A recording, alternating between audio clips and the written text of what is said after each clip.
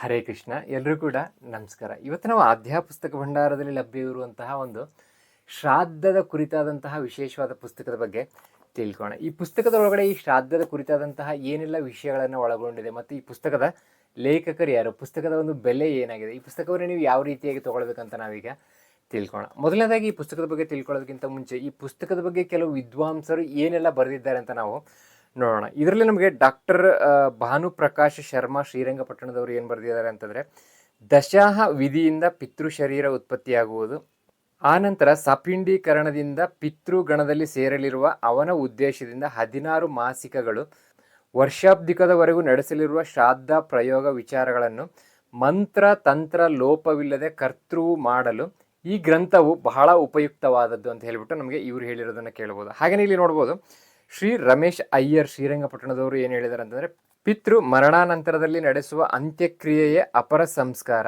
ಪ್ರಥಮ ಮಾಸಿಕದಿಂದ ವರ್ಷಾಂತ್ಯದವರೆಗೂ ನಡೆಸುವ ಉತ್ತಮ ಷೋಡಶೀಯ ಕ್ರಮ ಮತ್ತು ಕರ್ತೃವು ಇವುಗಳನ್ನು ಶ್ರದ್ಧೆಯಿಂದ ಆಚರಿಸಿದರೆ ಗತಿಸಿದವರಿಗೆ ಮುಕ್ತಿಯನ್ನು ಮತ್ತು ಕರ್ತೃವು ಋಣಮುಕ್ತನಾಗಲು ಈ ಗ್ರಂಥವು ಬಹಳ ಸಹಾಯಕಾರಿಯಾಗಿದೆ ಅಂತ ಹೇಳ್ಬಿಟ್ಟು ಕೊಟ್ಟಿದ್ದಾರೆ.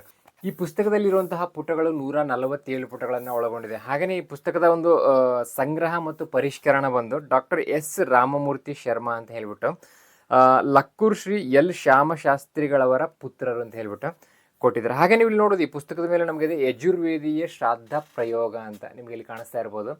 ಸೊ ಇದ್ರ ಕೆಳಗಡೆನೂ ಕೊಟ್ಟಿದ್ದಾರೆ, ಮಾಸಿಕ ಊನಮಾಸಿಕ ಸಾಂವತ್ಸರಿಕ ಶ್ರಾದ್ದ ಪ್ರಯೋಗ ತಂತ್ರ ಸಹಿತ ಅಂತ ಹೇಳ್ಬಿಟ್ಟಿರೋದನ್ನು ನಾವು ನೋಡ್ಬೋದು. ಒಳಗಡೆ ಇರುವಂತಹ ಪರಿವಿಡಿಯಲ್ಲಿ ಇದರ ವಿಷಯಗಳೇನಿದೆ ಅಂತ ನಾವೀಗ ನೋಡೋಣ.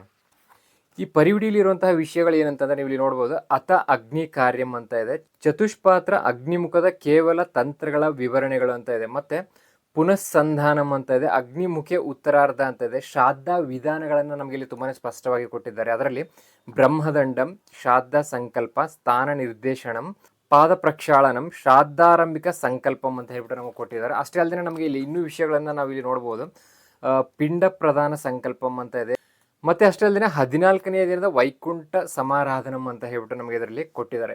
ತುಂಬಾ ವಿಶೇಷವಾದಂತಹ ಹಲವಾರು ಮಾಹಿತಿಗಳನ್ನು, ಅಂದರೆ ಈ ಶ್ರಾದ್ದಕ್ಕೆ ಸಂಬಂಧಪಟ್ಟಂತಹ ಹಲವಾರು ಮಾಹಿತಿಗಳನ್ನು ಈ ಪುಸ್ತಕ ಒಳಗೊಂಡಿದೆ. ಯಾರಿಗೆ ಬೇಕು ಕೆಳಗಡೆ ಕೊಟ್ಟಿರುವಂಥ ಸಂಖ್ಯೆಗೆ ನೀವು ಒಂದು ವಾಟ್ಸಪ್ನ ಮಾಡಿ ಯಜುರ್ವೇದೀಯ ಶ್ರಾದ್ದ ಪ್ರಯೋಗ ಅಂತ ನೀವು ಮೆಸೇಜ್ನ ಕಳಿಸಿದ್ರೆ ಸಾಕು. Payment details ಕಳಿಸ್ಕೊಡ್ಲಾಗುತ್ತೆ.